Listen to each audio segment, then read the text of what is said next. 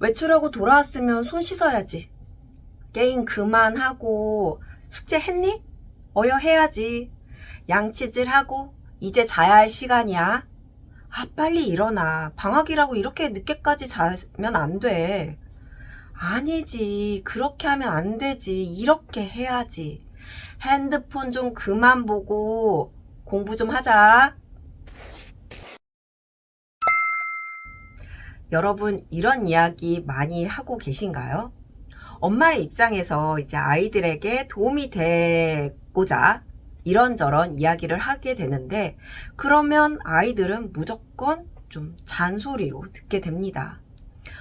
딱히 거부감을 주는 이야기도 아니고, 그리고 또 확인하고자 또는 뭐 일상적인 이야기인데도 불구하고 아이들은 왜 엄마의 이야기를 잔소리로만 들을까요?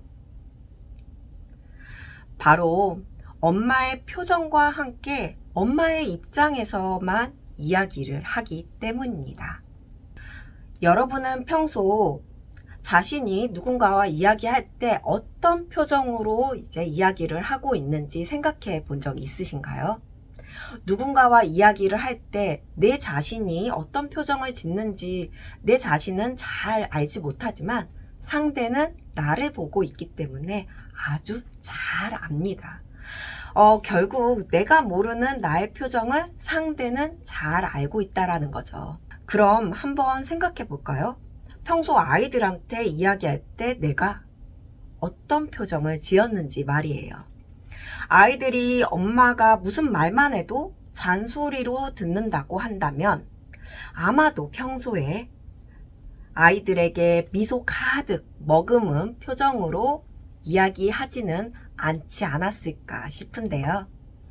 물론 여기에 엄마의 기준으로, 엄마의 입장에서 뭐 반복적으로 이야기를 하게 되면 더욱더 잔소리로 듣게 되고 막 안 들려 하게 되겠죠. 그러면서 귀를 닫게 될 가능성이 훨씬 더 높아지게 됩니다. 또 나름대로 그래도 여기에서 나름대로 아이가 이해할 수 있도록, 합리적으로 이해할 수 있도록 이야기를 한다고 하더라도 이야기가 길어지게 되면 알았어 엄마 잔소리 좀 그만해 라고 이제 차단하는 표현을 하게 되면서 그 표현을 보면서 또 엄마는 상처를 받게 되죠. 아이의 심리 발달과 또는 그 성장에 따라서 아이를 대하는 방법 달라집니다. 달라져야 하고요. 그래서 아이가 성장을 하고 있는데 지금 중고등학생인데 아이를 유치원 아이 대하듯이 대하게 되면 부딪힐 수밖에 없겠죠. 그러나 아이의 나이나 또는 발달에 상관없이 적용되는 것이 있습니다.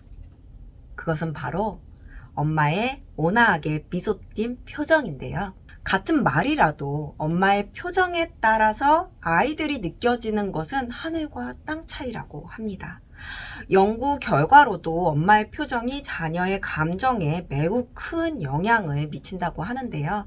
특히 아이가 어리면 어릴수록 엄마의 표정에 크게 작용이 되게 되면서 엄마의 표정만으로도 아이의 감정이 변화된다고 합니다.